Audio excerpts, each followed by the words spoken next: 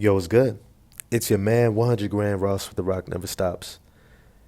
If the Philadelphia 76ers shocked you by the way they flamed out in these playoffs and how they have responded since in the firing of head coach Doc Rivers, then you simply have not been watching and following the Philadelphia 76ers. Yo, if you enjoy this video, if you agree with your boy, smash the like button for me and subscribe and the bell for notifications because I'm coming with all the smoke today. A team cannot perform beyond their stars. It cannot. It doesn't matter. You cannot scheme your way out of a lack of talent. You cannot game plan for a lack of skill. You cannot create plays. You cannot bring in players to overcome what your stars don't have. You can only go as far as your star players. And when it comes to the star players of the Philadelphia 76ers, Joel Embiid, James Harden, you can't teach heart. There's no substitute for it. They brought in probably one of the players with the biggest heart you could ever have in P.J. Tucker. James Harden has already played with P.J. Tucker, and he's played with Patrick Beverley. Two players are probably some of the biggest hearts out there when it comes to giving all they've got, laying it all on the line, going for it, leaving nothing left in the tank. And it hasn't ever mattered. Ever. Both of these guys, Joel Embiid, James Harden, have constantly come up short. Constantly. Now, James Harden, I think it was more glaring. It was more easy to recognize because he was healthy. He was there. And you're watching him fade. You're watching him disappear. You're watching him shrink in the biggest moments, not want the ball. And so it was easy for us to identify that there was something off about this superstar player. But Joel Embiid has been a little bit more mysterious because of his injuries. But something about these injuries that keep happening at the same time begin to kind of reveal a picture. One, he does not have the dedication to get his body into the shape that's necessary to win it all. He simply does not. Hakeem Olajuwon, his work ethic to be in phenomenal shape was second to none. Michael Jordan, LeBron James, Tim Duncan. These guys understood that one of the greatest abilities you can have is availability.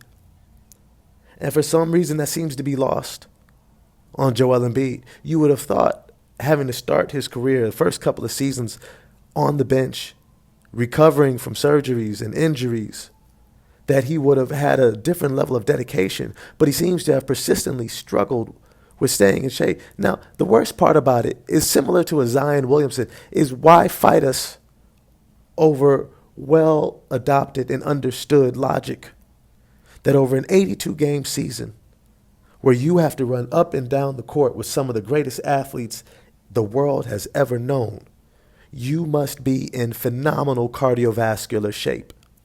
Phenomenal, not good, not solid, not good enough, not great. You must be in phenomenal. That has to be taken off the board. When you have a boxer who is in the ring, who is fighting, and somebody's trying to knock his head off for a paycheck, he knows that the moment he fades and gets tired, his punching power goes down, his accuracy goes down, and his propensity to get hit goes up. Same thing in basketball. When you get tired and your legs go, your jump shot goes, your focus and ability to make the correct reads goes, your ability to slide your feet and keep from picking up fouls, and your ability to prevent yourself from getting injured by landing wrong, by pulling something, by not being able to recover, and soreness and overuse injuries beginning to set in. You must be in phenomenal shape. And this is something that he has not been willing to dedicate himself to doing.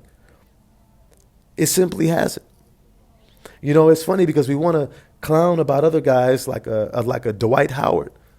One thing you never had to question with Dwight Howard is that he was in phenomenal shape. That is how he got his team to an NBA Finals. That was how he was a 4-time Defensive Player of the Year. how he absolutely was a monster, the scariest monster inside on the defensive end and the offensive end, with his ability to absolutely impose his physicality on teams because he was in phenomenal shape. This is what it means to be a superstar. This is the cost. That's the ticket. You must be in phenomenal shape so that when your team needs you, you are there.